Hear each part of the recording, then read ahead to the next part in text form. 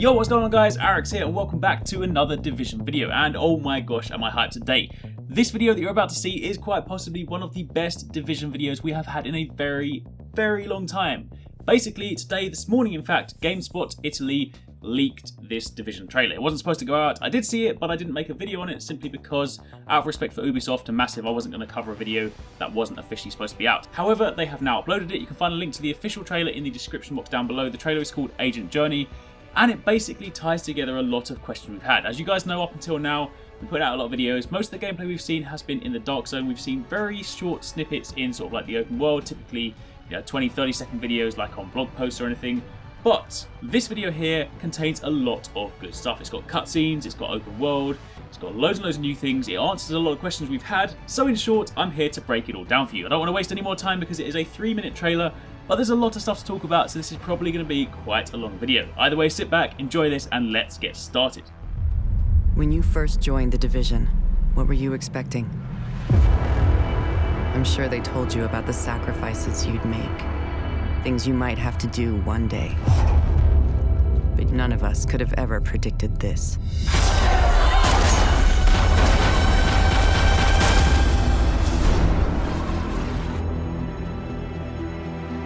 Alright, so I'm going to stop it here first of all. Of course, anything you saw just before this was sort of cinematics, cutscenes and whatnot, and it does go to show that we will still have some cutscenes in the Division. They are going to keep them to a minimum, they have said before, because they don't want to kind of break the immersion, and ideally most of the stuff will be done with you in control. However, there will still be some cutscenes, and you got a very quick glimpse of that there. There are some more throughout this trailer, and you will see them, but the reason I'm pausing here is because this bridge here, specifically where we're standing here, is in Brooklyn. I did a video a while ago following up on that blog post on the French Ubisoft site, speaking about how they mentioned both Manhattan and Brooklyn, and how that should hopefully confirm that we'll be able to access both areas. However, since then they did remove that entry from the blog post. Some people therefore assumed that that meant Brooklyn had been removed. However, this scene right here is actually right here on Google Maps. I'll leave a Google Maps link in the description box down below as well for those of you guys that want to check it out. But this is most definitely in Brooklyn. So the fact they're showing more Brooklyn in this trailer must indicate that we can still go there. Whether or not we can explore it as openly as we can explore Manhattan will of course remain to be seen. It could well just be like a starting area or a smaller area, but either way, Brooklyn is still in the game. Now, if there's any chance of putting the pieces of our city back together, then this is all up to you. Alright, so now things are starting to get interesting. This is of course a look at the base of operations. The agent was just about to walk into it, and this is the first look inside. If we skip over to the next scene, you'll see this right here. It says up at the top, base restoration 0%. And you've got medical wing offline, tech wing offline, and security wing offline. And if we zoom in down below, you can see that there are 3 different mission requirements. For example, the tech wing requires you complete the mission Subway Extension Mortuary, or the security wing, for example, requires you complete the mission Lincoln Tunnel Checkpoint. There's also one underneath medical wing, but the character's in the way. But either way, you can see here that all 3 wings are initially offline. You need to complete a mission, and I imagine upon doing so, that will then allow you to kind of like activate or reconstruct that particular wing. And of course, we do know those 3 wings correspond to the 3 different columns in the skill tree. You have medical, you have tech, and you have security. And they said in a previous intelligence annex that in order to unlock skills, you have to progress through the game. So I would therefore imagine that the further you upgrade these wings, the more skills you get. Of course, you can see over to the right hand side, it says security wing is offline. So I imagine this board up here is like your kind of progress checker. You can basically walk in, look up there, see at a quick glance just sort of how much things are upgraded, but you'll actually have to go to the specific wings in the base. This place was destroyed, but over time, we can make it our home. From here. And then moving on from there, this is of course a shot at the base now upgrading. Obviously, I imagine this is sort of like further in the game. The agent must have, completed some missions, upgraded different wings, and it's now starting to take shape. Countless missions across the city in search. If I pause it here, this further goes to reinforce what I was saying before. On the left-hand side, you can see that the tech wing is now at 30%. And of course, those percentage intervals can also be seen in the skill tree. So again, if you scan down the side, you can see there is a percentage completion on the skill tree, so this must therefore correspond to these sections in the base of operations. To the right you have control room. I imagine this must be where you go to get some missions or something, but either way, moving on from there. Doctors, former cops, engineers, people who can help us rebuild the world.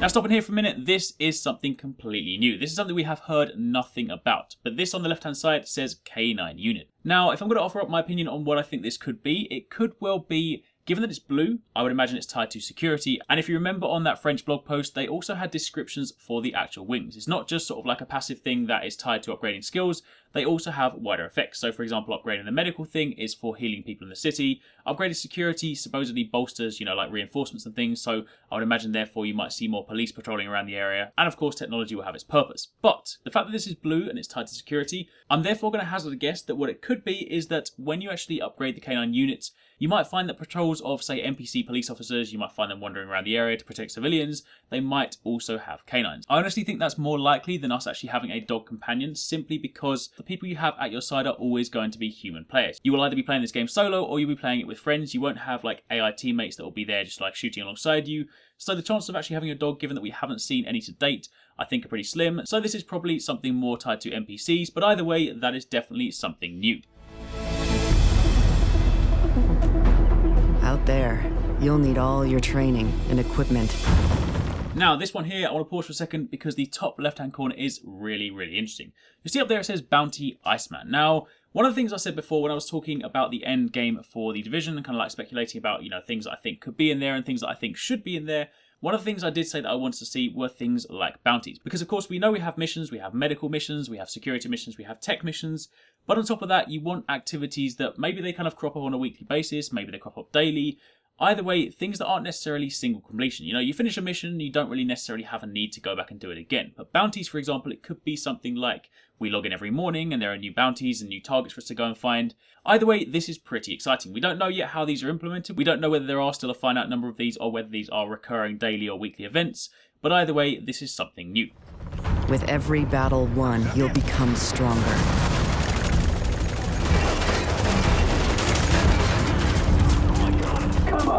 Come at me! And if we pause there for a second, this is a modified version of the sticky grenade, because of course we know the sticky grenade is a gun that lets you fire out a grenade, it sticks to a target and then explodes shortly after. This, however, sets the ground alight, so that's clearly a modified version of that one, which does deal AoE damage. With every challenge met. Next up, we get a quick look at how the looting system will work. Of course, you can walk over to items, you can inspect them before you pick them up if you want to, in case you don't necessarily have room in your bag or something like that. Either way, you can see it from there, and you can then go on to either loot the item, equip the item, or of course you can then cancel it and discard it there and then. Moving on from there, we then get a look at another brand new screen. This is something we've heard about before, but we haven't actually seen. You may remember in a recent video I explained how the kind of attribute system works. You of course have firearms, you have stamina, and you have electronics. If you want a more detailed look at that, I'll link that video in the description box down below, but basically at the top you can see these in action. And these different attribute points are distributed by the gear that you wear, and they'll also have an effect on your weapon. So for example here, the enhanced ACRE, if we take a look down the bottom right hand corner, you can see it has a talent and it has a lock by it. It says there that the critical hits increase the signature skill resources by 1%. And as mentioned before, if you want to unlock talents, you have to have the correct distribution of attribute points. So in this case, this agent clearly doesn't have the right distribution and hence the talent is not active. We then get a super quick look at the weapon mod screen, but we've seen that before. Spend enough time on your own, and you'll understand the truth. You will die alone if we don't stand together.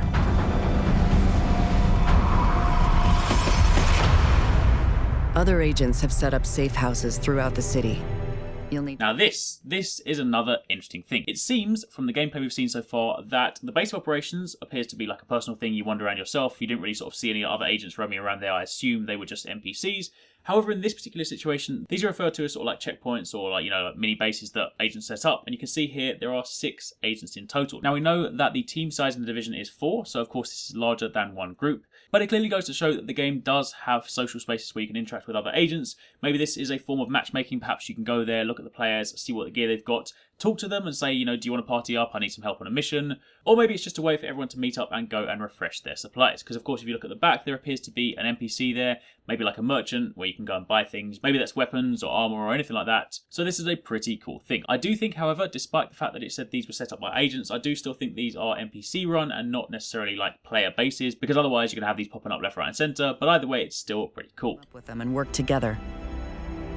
We have to rely on each other's strengths to save what remains and give New York a fighting chance at something we thought was lost. Hope.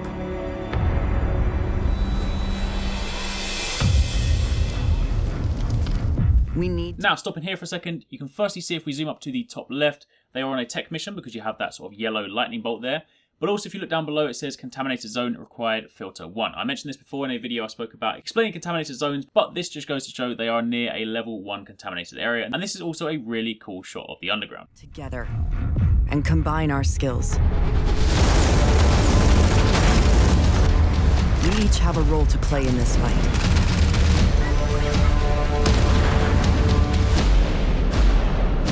Next up, pausing here for a second, of course, anything we saw just before that was stuff we've seen before, so, you know, the sentry turret or the seeker mine. But this here is quite obviously a cleaner, but the way that he came in with sort of epic cinematic makes him seem like he's much more of like an elite boss. So I imagine this is a very high level NPC, perhaps he's one of those ones that will drop some really nice loot, and I imagine this is therefore one of these slightly harder missions. Then next up, this skill here is of course the healing skill. You can fire a projectile towards your team or anywhere on the ground, and then it heals everything within the vicinity. So inside that green circle, everything is getting healed, which is of course great for supporting your team, and that is a medic skill. Next up, however, this is a brand new skill, and I believe this is under the security tree. This is like a sort of temporary barrier, like a temporary wall. You can put it up. It's different to the riot shield. It's not like the riot shield, which you can actually carry with you and walk. This one, on the other hand, is actually a barrier you put down, and it stays in that location. And as you can see here, you can actually use your primary weapon as opposed to being forced to use your pistol. So while this is a lot less mobile than the riot shield, it does of course have different uses.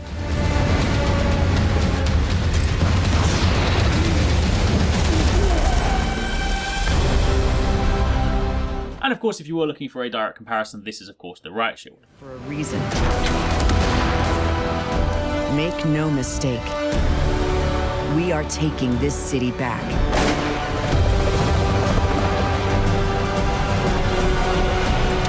And this scene right here finally answers our questions. For a long time we've been asking what this supposed super skill is, because we know that we can equip skills onto LB and RB, but there is also a third skill that equips to LB and RB. And right here we can see this skill in effect. Clearly it is a much more effective, much more potent skill, but given the size of the bar, I imagine it therefore also takes a lot longer to recharge. This one in particular is a group heal. It heals in a much wider radius, doesn't require that you fire anything on the ground, it simply heals people in a certain radius. However, the other thing worth noting is it also gets your teammates up. Typically, from what we saw at E3 during the hands-on demo, if your teammate goes down, you have to physically run up to them and get them up themselves. But if you have this skill here, you can actually get them up without having to go to them, which makes it great if you're pinned down or you're in a sticky situation or you're up against a really tough enemy. You don't have to go and put yourself in danger. You can simply use that skill and get your teammate up. The cool thing about this one is if we then compare that to the skill tree, you can see that this icon here matches the one in the medical tree. And given that this skill is the only one that is coloured green, it's therefore safe to assume that the yellow skill and the blue skill in the other two trees are the super skills for those respective branches. So it seems that once you hit 50% in any of those three branches, you'll unlock your super skill, and then from there is one more skill after that.